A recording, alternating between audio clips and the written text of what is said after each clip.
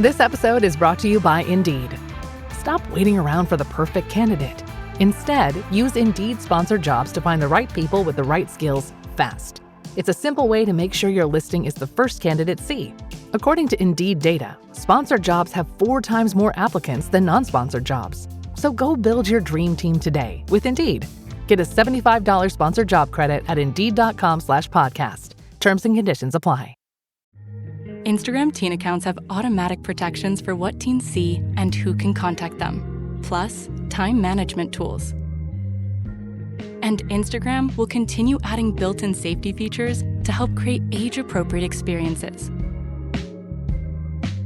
Learn more about teen accounts and Instagram's ongoing work to protect teens online at instagram.com/teen accounts.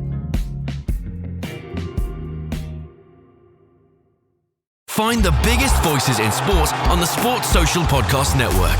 Like the late-breaking F1 podcast hosted by Ben Hocking, Harry Eade and Sam Sage. We cover every race, all the biggest topics in between. It's unfiltered F1 chat with the genuine insight you only get from 3 long-time best friends. Search Late-Breaking F1 podcast and listen wherever you get your podcasts. Sports Social Podcast Network.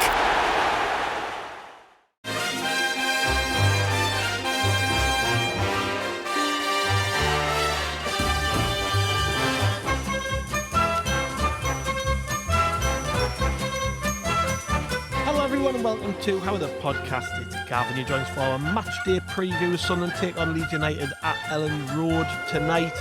And with it being such a big game in the Premier League, we are, of course, here to chat all about it. Joining me today, we've got Jonny Hawley. Hello, mate.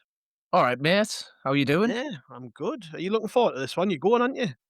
Yes, yeah, I am, yeah. Looking forward to it.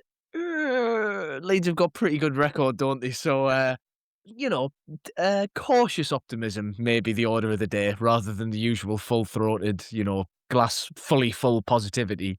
But it should be a good game if not else. Yeah, we'll get into that a bit more. I think you've got more skin in the game than me and Chris, of course, who's also here with us. Hello, mate. All right, mate. Yeah, it's an interesting one, isn't it? It's one of them at Elland Road. I think you mentioned it on the opposition preview a little bit, actually. Like when you play Leeds away, you want this to be like 12:30 kickoff on a Saturday, don't you? Yeah. That's it, isn't it? I asked Connor, our guest on the opposition preview, a little bit about that because it does feel like this playing Leeds under the lights has become a bit of a thing, but it is a genuine thing. I think the statistic was that other than when they lost to Man City, they haven't lost a game under the lights in 3 years. So it does kind of explain the scale of the task, Jonny, doesn't it? But at the same time, that really optimistic Sunderland fan that I am can't help but think, well, they've just lost, so their confidence has took a bit of a knock. Surely, like Sunderland, this is a great time to go there and give them a bit of a scudding. But yeah, maybe I am being overly optimistic. It is a thing, though, isn't it? Like it is a tough place to go. Oh yeah, definitely. It's one of those, isn't it? I think where you can look at the reasons why runs like this begin and how they end up gathering steam and becoming a thing. Like you say, at first it's not happening, then it starts happening, then people cotton on to the fact that it's happening, and then it becomes a stat that's trotted out before every game. But it does come with a mental effect, whether that's on the fans, whether that's on the players themselves, whether that's the home team or the opposition. A bit like us with our home record this season. Nobody was talking about us being unbeaten at the Stadium of Light in the Premier League until we'd actually got some results there. Then it starts becoming a thing, and we turn it into a positive that we, motivate ourselves with as the fan base, and the players, feed off it, and then it goes the other way, and you lose your next game as well, as is usually the way that those runs end. So I draw a lot of parallels there with Leeds. I think it's, if not, again, like I say, if not else, even if you don't believe in any of this superstitious side of things whatsoever, they'll be looking at it thinking, I fancy it actually, we're quite good here. And we'll be looking at it probably at least slightly thinking, that clearly it is a tough place to go because other people have been struggling. So it'll have an impact. But as Sunderland fans, we should all know better than a lot of fan bases, these kind of runs, they're made to come to an end. Usually it's us on the wrong side of those things coming to an end, but hopefully this time we can be the ones, bloodying somebody else's nose and putting their good runs to an end. You know what it is, though? There is something to that, because we've been talking about it recently, about the atmosphere at the Stadium of Light. When you look into early kickoffs, if it's the 2 o'clock kickoffs on a Sunday or the 12 o'clock, 12:30 kickoffs on a Saturday, it feels completely different. You compare that. I mean, you might not be apples with apples in terms of what team you're playing, but the atmosphere at the Arsenal game when it's an evening game, or the Man City game at the Stadium of Light, and I suppose they're kind of bigger challenges, but still, like, there's you can just feel it. There's just something in the air for those night games. And then when it comes to the early kickoffs and people, they haven't had enough time in the pub or whatever. Jeff Brown was talking about a good story the other day where he says there was an early Sunday kickoff a couple of years ago, and he was down the Harbour View that ran the buses.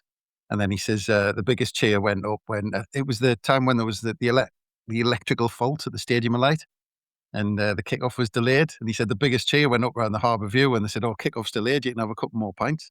And he said, but he said it's like the early kickoffs are like that, aren't they? Because people want their few hours in the pub, and those night games, everyone finishes work and they're looking forward to it all day and all that sort of stuff. So, and Leeds, you could argue, Leeds, Northern club, and they've got that feel that we have at their place. And it just makes a massive difference. And the interesting thing will be, because I watched the Man City game and they were good in that. But again, that was kind of an evening kickoff. But you wonder if the opposition has something in it. Now, you could argue maybe there's a slight edge with Sunderland, maybe going back to 73 and all that, but maybe some of the young'uns don't care about it. But, do they get up for a game against Sunderland as much as they do against Man City? I don't know. Well, that's the other thing as well, Johnny. I was talking to Connor again about this on the opposition preview, but this feels like a very Chris touched on it there. Historically, there's something there, but also two teams who've kind of came up together. There's been a few battles over the last few years, and they've all been close games as well, which is another thing. Like it's not like one team's tonked the other. I mean, I think that one when Melier, the absolute howler where it bounces past him, and I think it was Alan Brown poked it forward, and we get the draw right at the death. The other game last season where we take the lead through Wilson Isidor, and then they scored two really late headers, which broke our hearts, because at that point we were like, I don't think automatic promotion's possible here, and earlier this season, I think it was a really, really tightly contested game. They scored a great goal. So, like, these are generally close games, and I do think it's just got that little bit of extra edge. Like, it's not like we're not rivals with Leeds. We're certainly not like Middlesbrough or Newcastle or Coventry. We don't like hate them, but there is something extra a little bit there with this one. And as I said to Connor, I just think if I was a neutral, I'd be tuning into this game. I think it's got it's all set up to just be a proper Premier League ding dong, this one.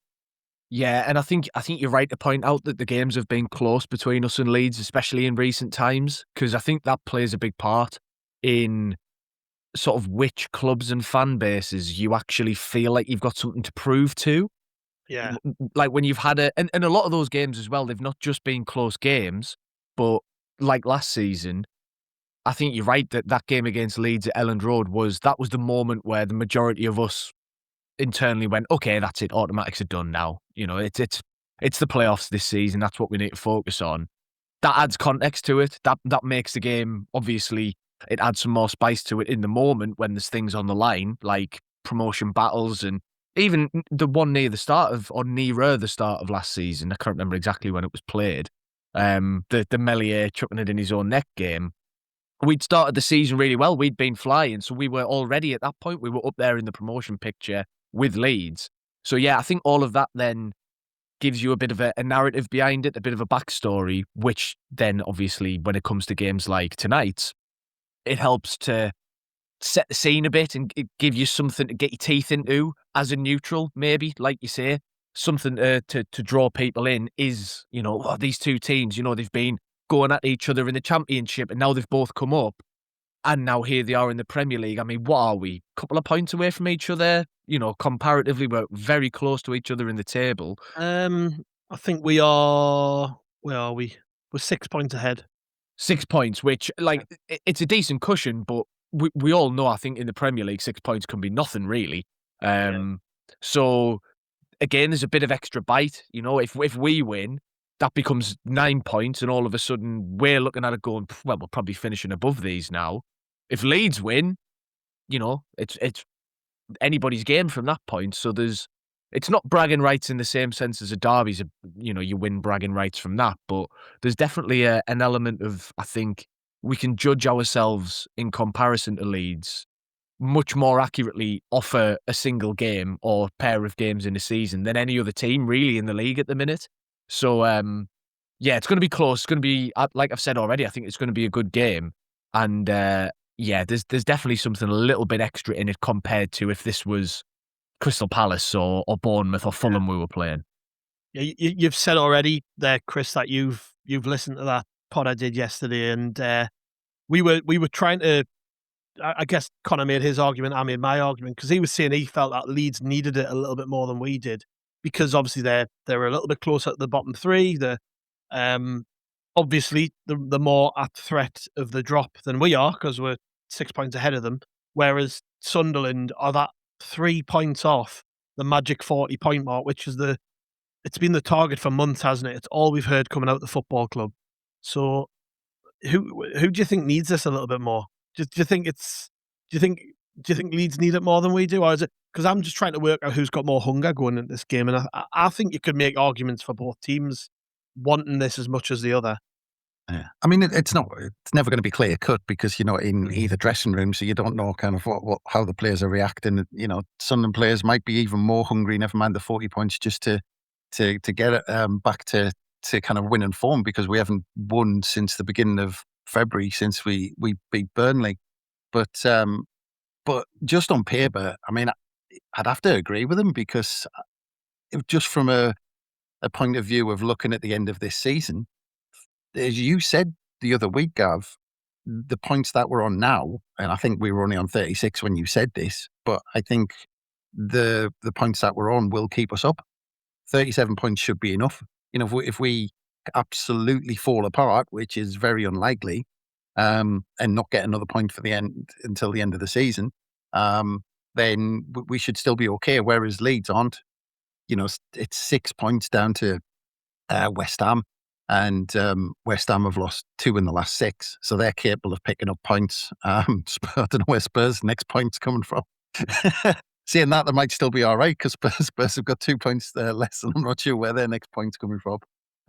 But yeah, I mean, 31 points is just not enough. They need more to relax and kind of make sure they're out of it. And they'll be targeting games like Sunderland. You know, you look at their home games that they've got left. They've got us, then they've got Brentford, Wolves, Burnley, Brighton. I mean, that's a great set of games to have at home, actually, in the run-in. But they'll want them as soon as possible. So it's like, you know, it's how much do the Leeds squad want to enjoy the rest of the season? If they beat us, they go on to 34, and then maybe kind of the shoulders can go back a bit, and then, you know, the games against Brentford, Wolves, Burnley, whatever, they can maybe try and enjoy it. They've got a trip to Old Trafford, of course, which in April, which the Leeds fans love as well. So, I mean, just from a vantage point of getting comfortable, because 31 points, and Daniel Farke will be saying this as much as anyone else is, and then all the Leeds fans will not feel safe. If we don't feel safe on 37 or 36 or whatever, Leeds fans aren't going to feel safe on them. But it's still going to be tight. I mean, as you again said in the preview, when we've talked about, and Regis Labris, actually, you could see that it was on his mind a little bit, talking about the game at Elland Road last year, because he was saying that we really controlled the first half. And I thought for a long period that we were the better side at Elland Road. I thought it was one of our best performances for probably the first hour from memory, certainly in the first half. And it's really interesting because, like Jonny said, if you look at the league table before kick-off in that game, Sheffield United were top of the league ahead of kick-off in that game. And like Jonny said, we were 3 points behind Burnley with a game in hand. And if we'd won that, we would have been right back in it. But that was basically it, that game. But Isidor scored a fantastic goal, and we were we were brilliant, but I think it is a trait of Register Briss since he's come to this club, actually, that, don't get us wrong, he's had some brilliant results and all this, but you look at the Man City games, the Arsenal games, last season, the equivalents would have been the Sheffield United games and the Leeds games. And, going to places like this, where, the atmosphere is like that, Register Briss has this knack of getting a performance out of the players and saying, well, we're going into this cauldron or whatever, but the players stand up and puff their chests out. So I'm really looking forward to it. And I'm putting it into that bracket as this type of game where Register Briss normally gets the players up for it and we see a performance. Feels quite important, this game, actually, Jonny, I think, because you look at the rest of the season from this point. We've got a cup game on Sunday, which we still don't know who we're playing against. That result will become apparent on tonight. That well-known team to be confirmed. yeah. So we've got that. We're going to have that gap between games. So like after the international break, it's kind of like, right, this is now the run to the end of the season, without interruptions. So I'm kind of looking at it and thinking, if we win here, this gives us a lot of breathing room, really does. And I mentioned that 40-point mark, but once we do hit 40 points, we can set new targets. And I think collectively, this 40-point thing is in the minds of every single player and coach. They just want to hit 40 points. That gives us a lot of determination to succeed at Elland Road, of course. But once we hit that mark, you can then go to Brighton and feel like the pressure's off a little bit, and you can just enjoy it again. Because I feel like not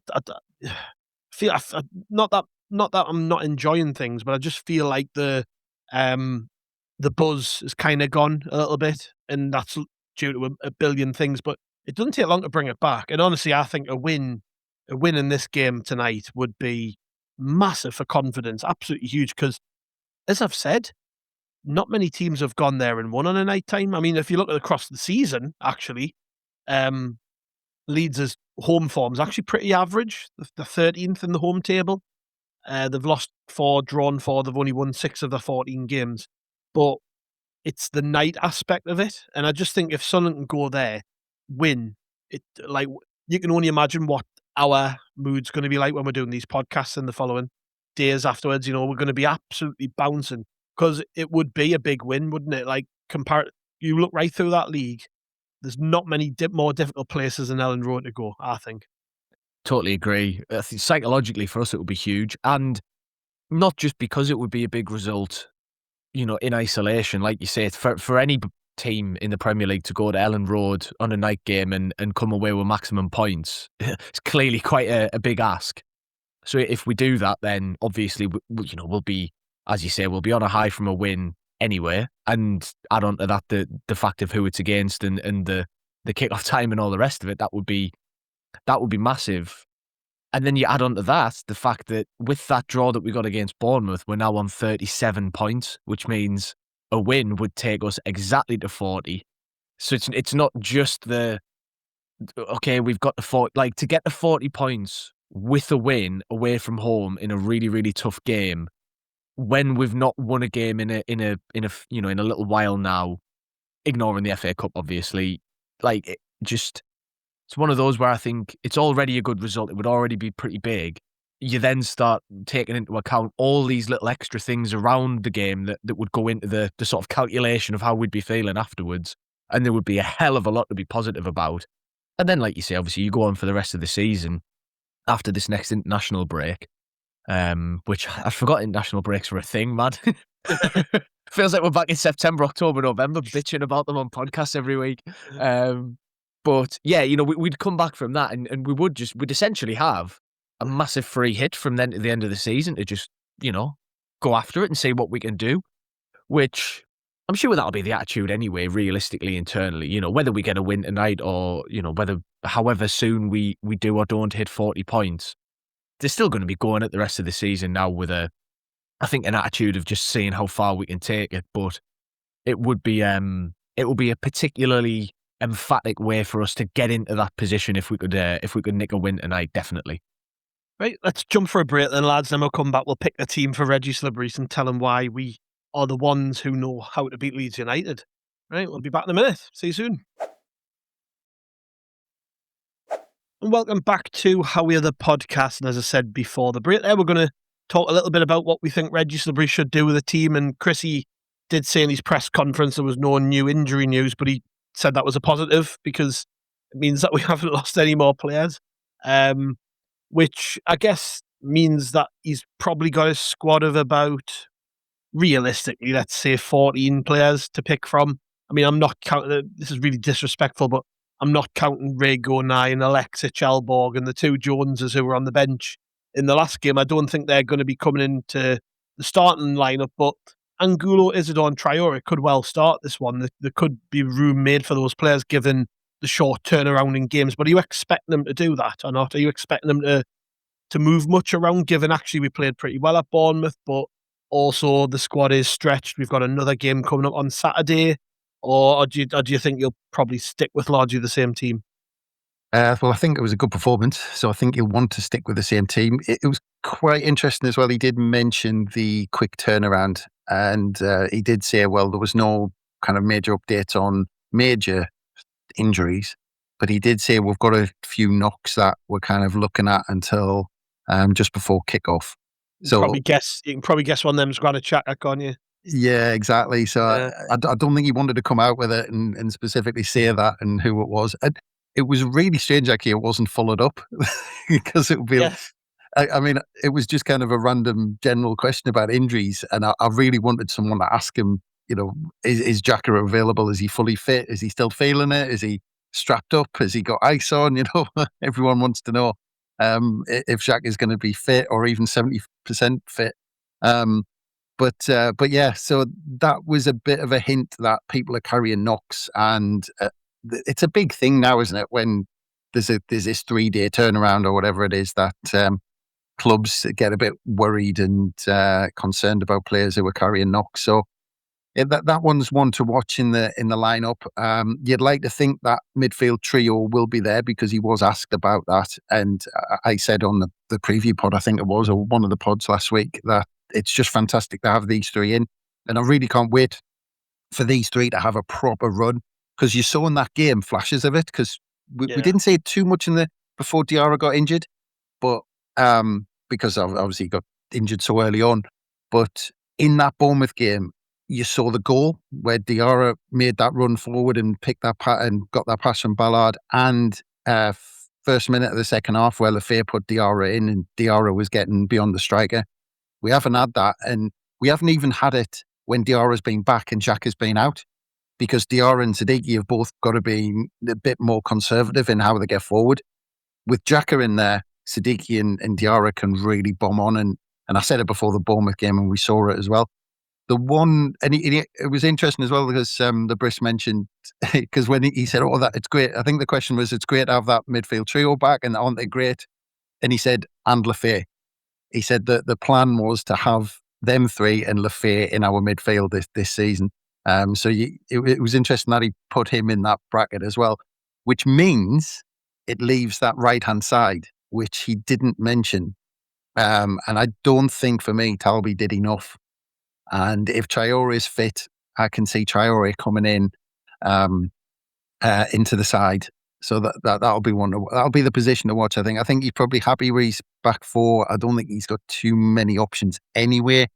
But yeah, I think Talby might be the one to come out. Interestingly, I did want to say, because you put Chris Rigg in that bracket of players who probably we wouldn't consider putting in. You look back at the start of the season and even away performances in Nottingham Forest, and Chris Rigg was starting. And I don't think Chris Rigg's going to be happy with the amount of minutes he's had for the last, let's say, 2 or 3 months. So I think that's going to be one to watch towards the end of the season, because I think we're going to be, especially, let's say we hit that 40-point mark, I think we're going to be trying to get Chris Rigg as many minutes as possible towards the end of the season. He started the home game against Leeds, didn't he? I think he played on the right, but he didn't. People weren't particularly impressed with how he played. I think he came off early. But no, I think you're probably right. He will get more chances as the season goes on, but until we hit that first big target, I think it'll probably be more likely we see players like Traore coming. I probably agree with Chris there, Johnny. I don't know what you think. I think I'm looking at this now, I'm thinking one change, and it'll be Traore starting on the right. I think he just gives us that little bit more balance. Like, he looked all right when he came on against Bournemouth. You could tell he hasn't played in a while. His touch was a bit off, but he was involved, wasn't he? And that's what I quite like about Traore. It's almost like playing a left-footed centre mid at times on the right, but then when he gets 1v1 with people, he's quite effective as well. It's a strange. He's a strange player, isn't he, Traore? I don't think we've got anybody else anywhere else on the pitch like him. I think he's very, very unique in his skill set, and we've missed him. Like, I think before his injury, he was probably one of the most consistent players in the team. So, yeah, I'm keen to see him get back into the team as soon as possible. And I've got a feeling if he came through that last one on the weekend unscathed, he'll start this one. Yeah, I think it was obvious, wasn't it, that Traore was going to be involved pretty quickly as soon as he came back from his injury. Because, like you've said, he got that run in the team, didn't he? Where I think he started a little bit slowly this season. Obviously came in on deadline day right at the last minute, and then needed a bit of time to find his feet. But I agree. I think he's been one of our more consistent performers. We've had lads who've had better games than him and can do better things than him with the ball. But in our squad, we don't have a lot of particularly consistent players because a lot of them are so young. And it's, you just don't develop that so early in your career. Whereas Traore's got it. And you're right as well, I think, against Bournemouth, the brightest thing about him was how involved he was. I know exactly what you mean about it's almost like having a centre mid on the wing when he plays, because he's happy to drop deeper and pick up the ball. He doesn't mind drifting inside. He's quite handy in a challenge as well for a lad who you would stereotypically think as a tricky winger isn't going to be putting himself about. Like, he's no Enzo Lefebvre, but he will get in and hassle people and try and nick the ball off the toes and stuff, which I think is important when you're trying to press high the way that we do. So yeah, if it'll just depend how he pulls up, doesn't it? If he's not quite fully there yet after obviously having an injury and then playing on the Saturday and then having a game on the Tuesday immediately, might be a bit too quick for him. But he'd be the one where you wouldn't be surprised at all to see him starting the game. And I think as much as I like Talby, I think he struggles to do exactly what we've just said Traore is good at, which is to get involved. When Talby struggles, he needs people to get him into the game, whereas I think Traore is independent enough to be able to do that himself, and we're not going to be able to carry any passengers tonight. So, yeah, I'd be happy to see him in. Does Mayenda stay in for you, Chris? Because I know his performance was good at the weekend, but, the manager might still be toying with who works best. And obviously, Isidor scored at Elland Road last season, didn't he? So, there's that to consider as well. Would you stick with Mayenda, though?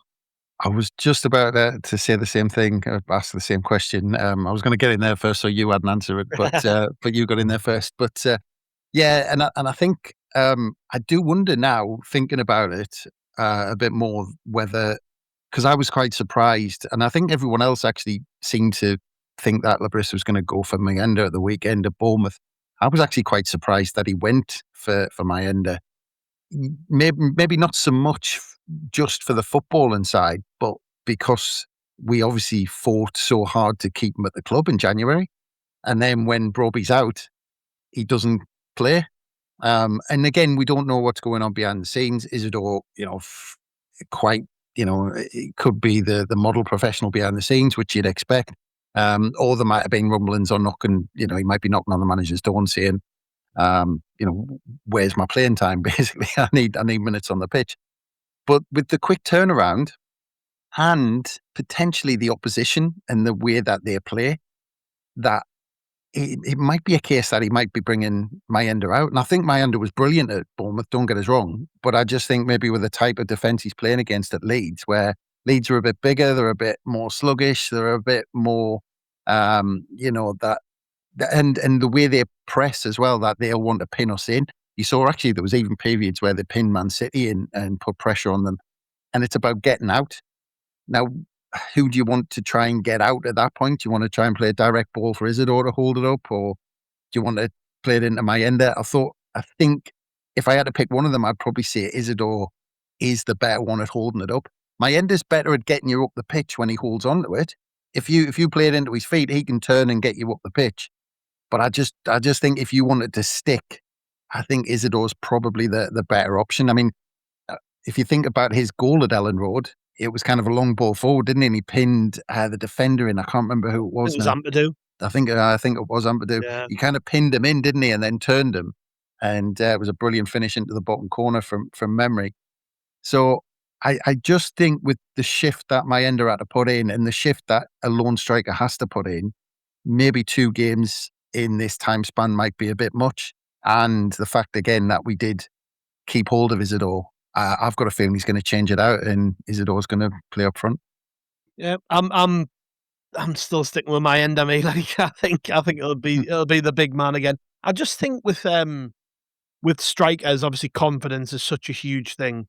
And Mayenda looked really, really sharp on Saturday. And it wasn't just the goal. He got around the pitch well. He linked up play. I think he helped us drive up the pitch. He done all the things you expect from Eliezer Mayenda. But the crucial bit was he got the goal, Jonny. And I'm tempted to say that whilst Robbie's out injured, if somebody scores a goal, we need to try and build on that confidence. And I would stick with Mayenda and I would just play Isidor on Saturday and see how it goes tonight. And look, if after an hour he gets no change from the Leeds defence, you can bring Isidor on. And what I'd actually like to see, if that's the case, if it's still tight late in the game, maybe it's 0-0 or if we're losing 1-0 or whatever, get them both on the pitch at the same time. And because they actually played pretty well together last season when they got those chances. You're not going to start the game like that, but I think that's one possible route. What would you do? Well, it's all about trying to fit the right player into the right situation. And this is where I disagree with what Chris was saying, actually. I think Mayenda's going to offer us more in terms of holding the ball up than Isidor is. I totally take the point about last season. You know, Isidor did hold the ball up well for his goal at Elland Road last season. That's definitely true. But I thought Mayenda on Saturday, like you say, Gav looked bright and he was linking up play. There was moments where I wish I could remember the specific exact moments and everything, but there was one, I think, in the second half where like a ball's going up to him and it bounces a few yards in front of him. So he's sort of like, he's got his back to goal, he's stepping backwards and he has to jump to chest the ball and he still manages to direct it as a flick onto one of our players. And just that moment really stuck out for us because I thought like, well, I didn't think he had that in his locker, actually. Those sort of cute little touches and things that I think probably a bit of experience is building up in him and he's starting to work out his own game and what he's able to do. And I think he's just the raw physical ingredients he has make him more suited to be a lone striker than Isidor. And so then you add the confidence factor. As you say, Gav, Mayenda, you've got to imagine, is full of confidence after scoring. But equally, Isidor's probably bereft of confidence after the few months that he's had. And, you know, you can talk about the whys and the wherefores as long as you want. The bottom line is, if you've got a player who's lacking in confidence, do you want to be chucking him in up front as a lone striker at Elland Road? I'm just not sure. Maybe a home game where we're more likely to have a bit more of the ball and be on the front foot ourselves would suit Isidor a little bit better to try and ease him back into the picture. But, you know, whichever way we go, I think there's certainly lots of positives to either Mayenda or Isidor. You know, Isidor's pace and his finishing ability being prime amongst them, but I'd be landing on the Mayenda side of things. Like, and I do think a bit of continuity is important because we've had a lot of changes to the team most weeks, basically since AFCON started. We've struggled to name consistent 11s. So I'd like to see, yeah, in Robbie's absence, I think Mayenda's got to have the shirt until and unless something proves that he shouldn't have it. And he's just scored, so let him keep the shirt. Yeah. What's your gut telling you, Chris, about the game and what we're going to do, what's going to happen? Because I've got to be honest, I'm not as confident as I normally am, but I still think, I do think we'll get a point. That's what I'm thinking. I think I said on, when I did the preview with Connor was on our show his, but I think I said ones each because I just think these are two very even teams. Yeah, it is. But it's just looking at the form. I mean, it is amazing, really, when you look at Leeds this season, how they've turned it around. I think they basically won 3 in the first 13, and they've lost 3 in the last 15 games in the Premier League. I mean, if you think about a newly promoted side, that's an incredible run to go on, especially after getting off to a pretty naff start. I mean, I think after like 13 games towards the end of November, they were in the bottom 3. They're on the same points. They're only 1 point better off than Burnley after 13 games. They've lost 8 out of 13. And then to turn it around and go on a run of losing just 3 and 15 in the Premier League, and those 3 were the Mags away, Arsenal and Man City at home, which is ridiculous, really. So look, they're on a good run, and it's going to be tough. But I still think, and I made this point the other week, that with these sort of teams, when they come up against each other, it's down to the big moments, like it was at the Bournemouth game. We could have easily come away with 3 points from Bournemouth, who were banging form, and on paper we weren't. So, if we got that penalty to start with and then got us going for the rest of the game, who knows? We would have went on to get 3 points. And I think this one's going to be the same. It's going to be really tight, and I can my heart really wants to say a draw, and my head's going, I just think they'll nick it, but. Again, it's just a toss of a coin. So I'm going to go a draw because I just think it's almost it's almost either first goal the winner or whoever gets the big moments right. If we have Mayenda on form and he has a couple of chances and he sticks them away and we go 2-0 up, that's it. It's kind of game over. So I'm going to go for a goalless draw. I don't know why, but I'm going to go for a goalless draw. Snap your hand off for that. 2 teams, by the way, Johnny, who have been absolutely, I'd say teams, clubs, fan bases, who've been absolutely apoplectic about VAR this weekend. So, as I said to Connor on the opposition preview, it wouldn't shock anybody if there was some dodgy VAR calls in this one. But yeah, what's your gut telling you, mate? Are you going to be able to sit on your hands in that home end when you're in there watching the match? Just rat us out for being in the home end on a podcast for the nation's entertainment. That's a good idea. Listen. Don't worry, no Leeds fans are listening to this. I think I'm with Chris. Like, my heart is begging us to say something positive and be like, "Oh, we can get a result, man. It'll be fine." But I think I'm gonna have. I think my problem's more going to be not breaking out in floods of tears if we concede a late goal or something. I do think it's going to be a tight game, and I say that a lot on here. Clearly, I don't rate us to batter teams, but I also don't think we're very batterable, which is probably a good thing. Batterable, that's a nice word. Yeah, you're welcome. Copyright Johnny Hawley 2026. And an Ian Dowie there, making up new words.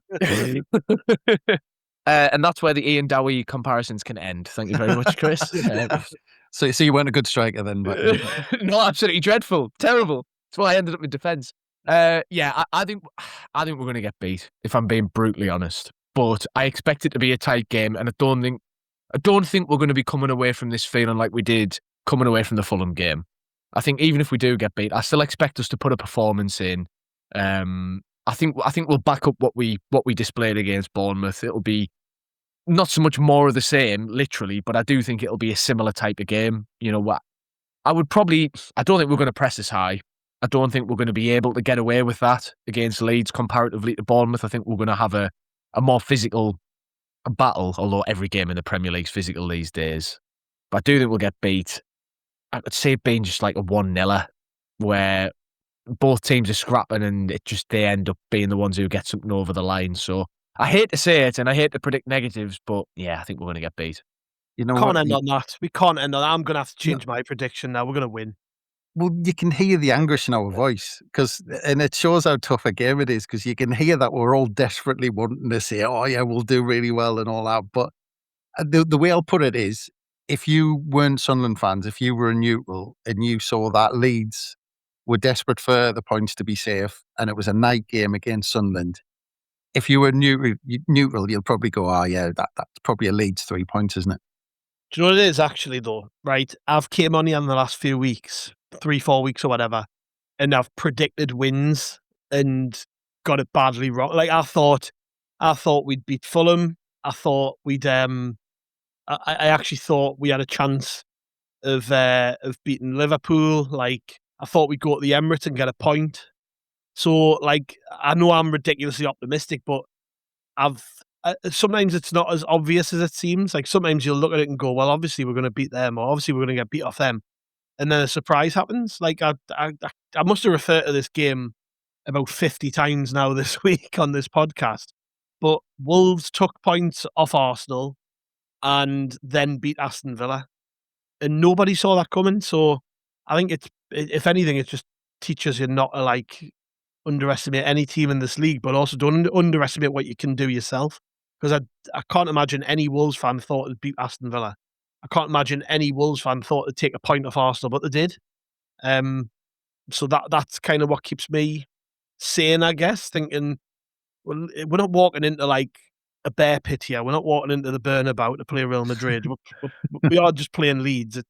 They're tough. I'm not saying they're not, and I'm certainly not doing them down, but, like, there is a world in which Sunderland win this game. There is. Well, I mean, just to rubber stamp that point as well, our results should show you that people cannot predict football scores. You know what I mean? Who had us beating Chelsea at Stamford Bridge? Who had us taking points off Arsenal and Man City? Who necessarily had us beating the Mags, apart from all of us, because we always beat them? Like, we don't get to be the ones inflicting surprise results on people and then cry about the fact that surprise results happen to us. Like, it happens. It's part of football. Yeah. There's no reason why we can't be on the right side of it tonight. I totally agree with that. As much as I've predicted us to get beat, and I'm sorry, there is absolutely nothing that would surprise me about this game going our way. Yeah. It's going to be a close one, but either way, we'll be back after the game with a reaction pod. Or you will, Chris. I think you're going to be taking control of that one, mate. So you'll be joining the lads after the match, hopefully talking about a win, hopefully even talking about a point. I would be delighted with a point. But yeah, you're going to be back after the game, mate. So people can tune in with that. Probably what time we kick off? 7:30. So we're looking at probably 11 onwards when that'll be out. But if you're a night owl or you're up early in the morning, that'll be ready for everyone, won't it? Yeah, well, it'll all depend on the result, won't it? Whether people want to listen to it or not. They might want to leave it for, have a good night's sleep and then react to it. As that pod comes out, I might be dodging bricks outside Elland Road. So there's that twat off the Sunderland podcast. That doesn't narrow it down. What stand are you in there, Johnny? Just out of interest. Yeah. I was actually born yesterday. So Well, cheers, lads. And hopefully, Johnny, you enjoy your night and it's just literally you biting your hand and sitting on them and trying not to scream and celebrate something. I don't know how you do it. I could never, ever go on a home end and watch Sunderland. Like, I wouldn't be able to control myself, but good luck, mate. I think I've said it before that one of the only times I've done it was under Paolo Di Canio when I was in the away end at Villa. And when we equalised, I had to sit on my hands. But when it was like when they scored their fourth and fifth, basically because I was saying in a Macam accent what I thought by that point, they turned around and in the end they were just laughing at us and felt sorry for us because we were so bad. So it turned out all right in the end. So what you're saying is his son have to get battered for Johnny not to get found out, basically. To stay safe, yeah. If Miguel Mandron gets on this pitch, I'll be having serious words, okay? Well, good luck, Johnny. And good luck to Sunderland. Like I say, we'll be back with a reaction pod after the game tonight. So make sure you tune in with that. And also, there's plenty on the Rotor Report website if you want to read what we've got to say ahead of tonight's match. But yeah, good luck to the lads. Fingers crossed we come away with 3 points or even a point. That would be nice. And we'll see you later.